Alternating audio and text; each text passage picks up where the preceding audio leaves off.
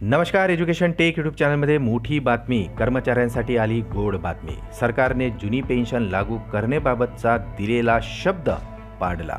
अखेर शासन निर्णय निघाला. चला तर पाहूया याविषयीची ही सविस्तर माहिती. त्यापूर्वी चॅनलला नवीन असाल तर सबस्क्राईब करायला विसरू नका आणि नवीन अपडेट मिळविण्यासाठी बेल आयकॉनला प्रेस करायला सुद्धा विसरू नका. ही अत्यंत आनंदाची बातमी आपल्या सहकारी मित्रांना शेअर करायला सुद्धा विसरू नका. राज्य कर्मचाऱ्यांसाठी एक अतिशय महत्त्वाची आणि गोड बातमी समोर आली आहे. खरे तर जुनी पेन्शन योजनेच्या मुद्द्यावरून संपूर्ण महाराष्ट्रात वादंग पेटलेले आहे आणि त्या संदर्भात शिंदे सरकारने एक मोठा निर्णय घेतलेला आहे. राज्य कर्मचाऱ्यांच्या माध्यमातून अनेक वर्षापासून 1 नोव्हेंबर 2005 नंतर राज्य शासकीय सेवेत रुजू झालेल्या कर्मचाऱ्यांना सरसकट जुनी पेन्शन योजना लागू करण्याची मागणी केली जात आहे. यासाठी आता संबंधितांच्या माध्यमातून वेळोवेळी आंदोलनेही केली जात आहेत. शासनाकडे निवेदनही दिली जात आहेत. या मागणीसाठी मार्च 2023 मध्ये राज्यातील जवळपास 17 लाख राज्य कर्मचाऱ्यांनी बेमुदत संपही पुकारला होता आणि त्यावेळी सरकार चांगलेच बॅकफूटवर आले होते. यामुळे सरकारने या मागणी संदर्भात एक 3 सदस्य समितीची स्थापना केली होती. आता या समितीने आपला अहवाल शासनाकडे सादर केला आहे.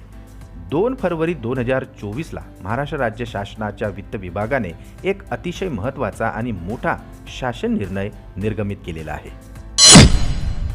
शासन निर्णयानुसार दिनांक 1 नोव्हेंबर 2005 पूर्वी पदभरती जाहिरात अर्थातच अधिसूचना निर्गमित झालेल्या आणि 1 नोव्हेंबर 2005 रोजी किंवा त्यानंतर रुजू झालेल्या शासकीय अधिकारी आणि कर्मचाऱ्यांना केंद्र शासनाच्या धर्तीवर जुनी पेन्शन योजना लागू केली जाणार आहे.